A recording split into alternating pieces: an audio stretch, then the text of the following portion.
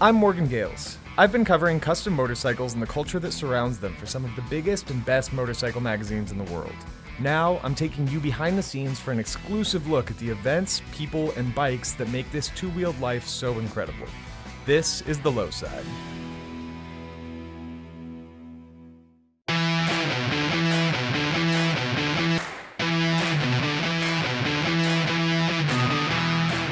For one weekend a year, Austin, Texas is the hub of motorcycling in America. From custom to the Handbuilt Show to racing, MotoGP at the Circuit of the Americas. You really bring all sorts of different people from different walks of motorcycle life out here to Texas to just ride, enjoy, and see the culture. So we're out here to check out some bikes, talk to some builders, eat a ton of barbecue, and just get into it. Let's get inside and check out some stuff.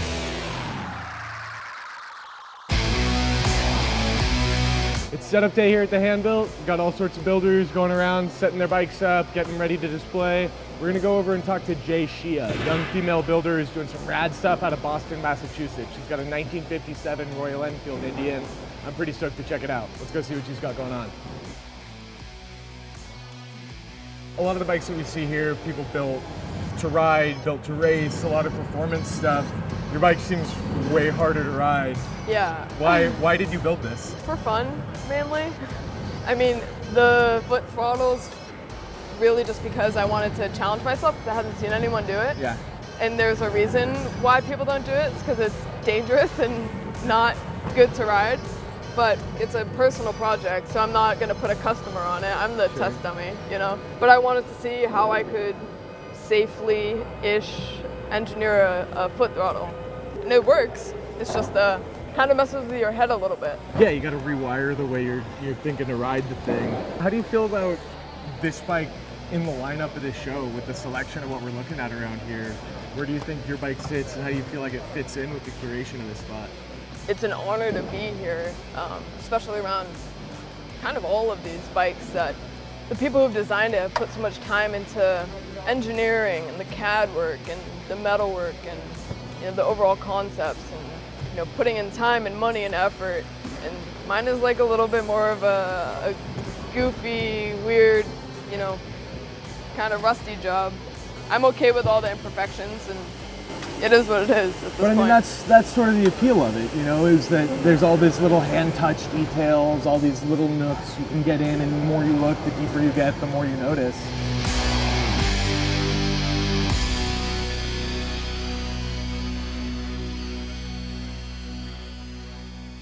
So after checking out a bunch of custom bikes this morning, talking to a few builders around the Handbuilt Show, we got hungry, and there's only one thing to do when you're in Austin.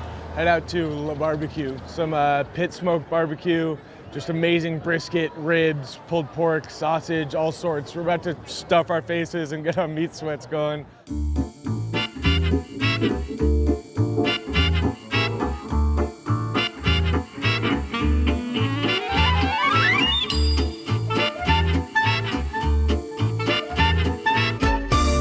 What'd you do on the bike that you wouldn't have been able to if it was for a customer? Kind of everything.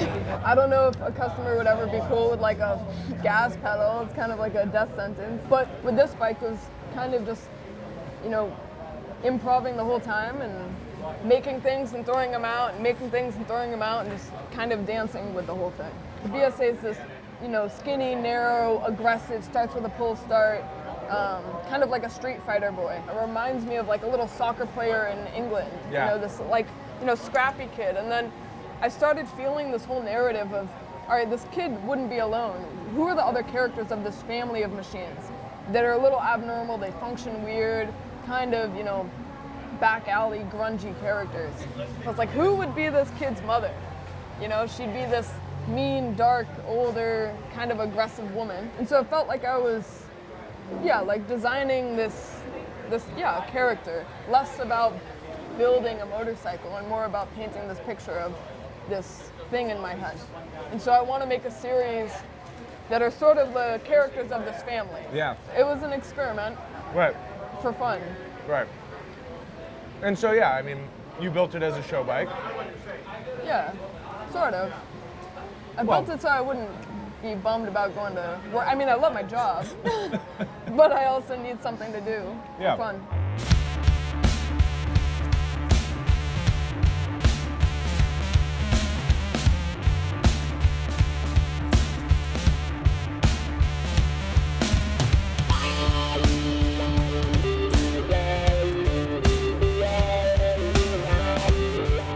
out here at day 2 of the Austin Handbuilt Show. It's obviously a lot more crowded. There's a lot of people out here, a lot of builds. We're gonna talk to my buddy Oscar Peralta, who runs the largest Harley dealership in Latin America. He also runs After Cycles Customs, and they've got a build here. Our tastes really align on custom stuff, so we're gonna walk around, talk about some builds, and compare what we think about some of the different custom stuff here. It should be really interesting. Let's go check it out. You were one of the first custom Milwaukee 8s, right? Were you the first 121? First one. Yeah, that's pretty good. See.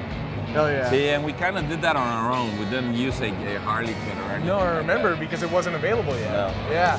You know, when you design a bike and you built the bike from almost scratch like we did with this one because we kept the frame and the engine. Right. It's really complicated to make it work better than it is stock. Yeah. Everybody can design a bike and make it look really rad, but it's not going to be a functional bike. Of course.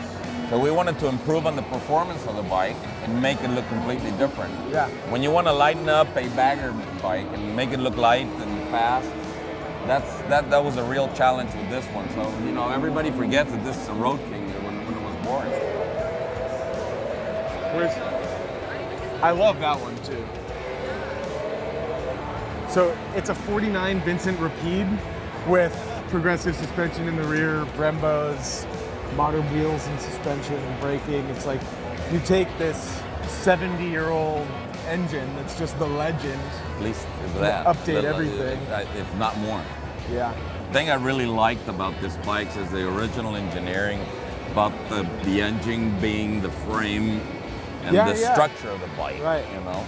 Oh, what is that? The twin lever to keep the same decompressor concept of the original Vincent. There you go. You mean it's not a rear brake for wheelies? It would be fun to do a little wheelies with this one. I bet you could. Exactly. Yeah. And then Roland's RD350 that he built for Born Free a few years ago. That bike's so rad. That thing looks just like so much fun. It is. As a track bike, you know. Did you look at all the parts that he perforated to lighten up the bike and all that? Did you see the other side? Yeah, like all the fins. Everything. Even the kick lever. Oh, look. Jesus. The dished out clutch. Look, the kick lever.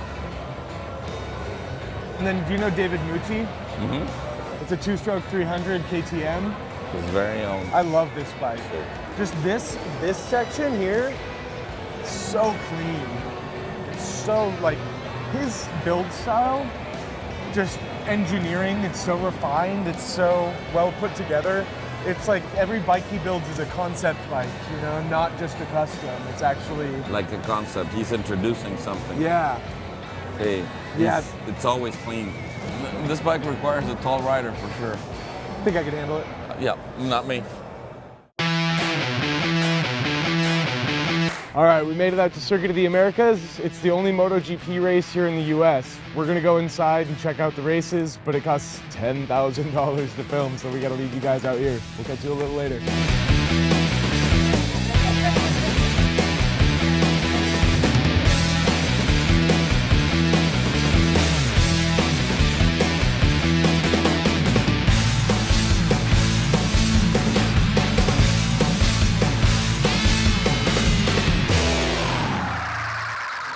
So Revival Cycles from Austin puts on the Handbuilt Show every year, and they always unveil at least one wild custom for the show. This year, we're looking at a build based around a prototype BMW engine called the R18. They built something pretty wild. It's a full titanium trellis frame. We're excited to talk to the lead engineer, Chris, and see a little bit more about what it took and what it was like working with a prototype, something that they can't really divulge the details on. But this thing's amazing looking. Let's go talk to him and see a little bit more about what it was like to build it.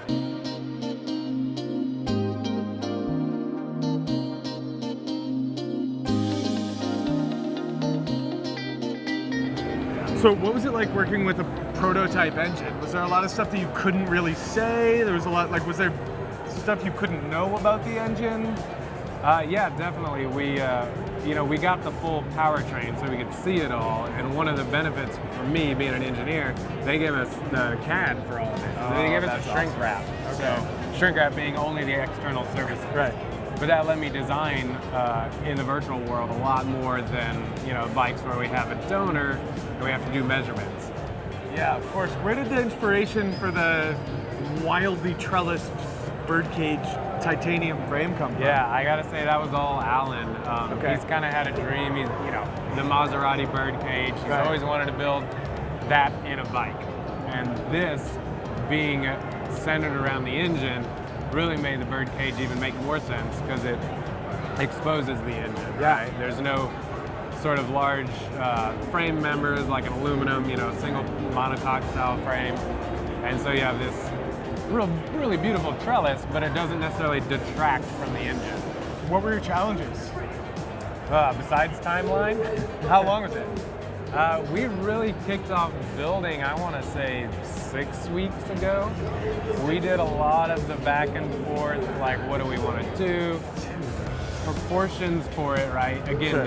this engine wanted to really emphasize what it is and how big it is. Of course. That's why we went with the 23s. We actually were starting with a 21-23 combo and didn't like the look of it. So backing up and saying, all right, let's go 23s and start stancing the bike. It's obviously very long. We get this line, which is key, right? That triangle line to the land speed, or to this look, the land speed type look. Yeah.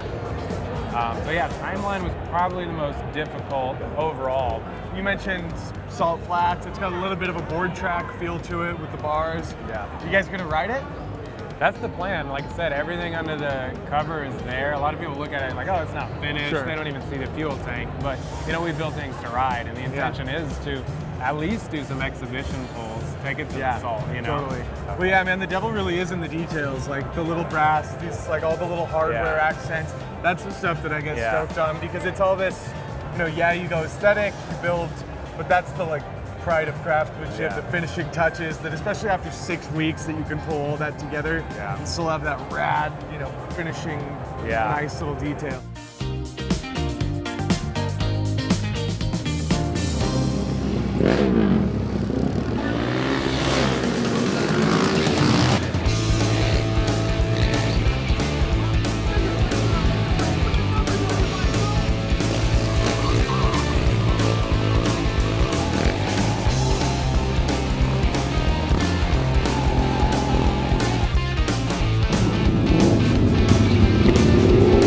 How's your bike running? What was up with it? Run on one cylinder. I think this is like a power commander.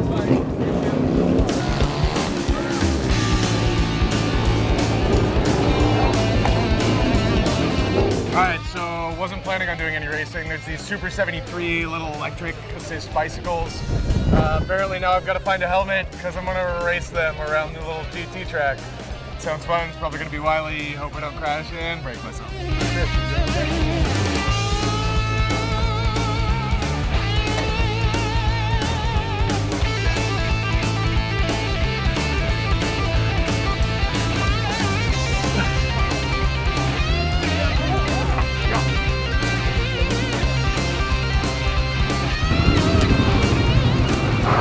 I love that you pulled the fucking shield off that thing, dude. Hell yeah.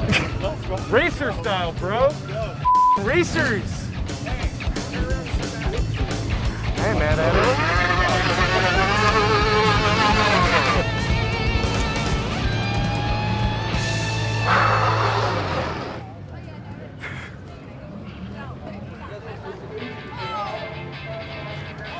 Is that it?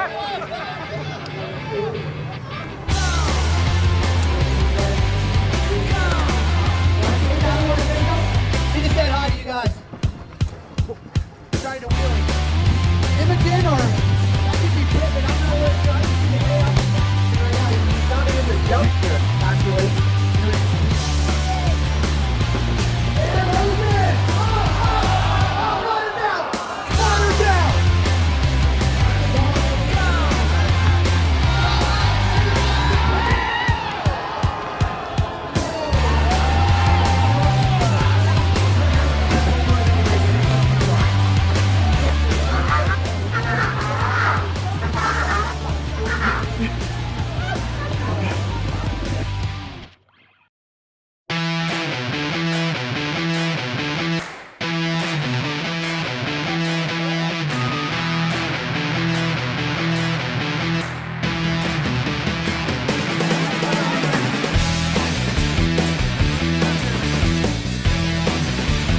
was a great weekend out here in Austin. We saw a lot of rad customs at the Handbuilt Show, some cool racing out at the Circuit of the Americas. Got to meet up with a bunch of our friends, eat some really good barbecue, drink some beer. Now to go get on a plane, do it all again next time.